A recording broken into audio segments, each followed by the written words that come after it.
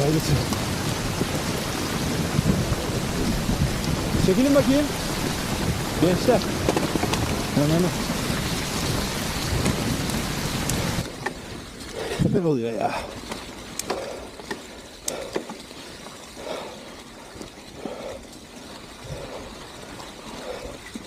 Ya bu nasıl iniş bu ya?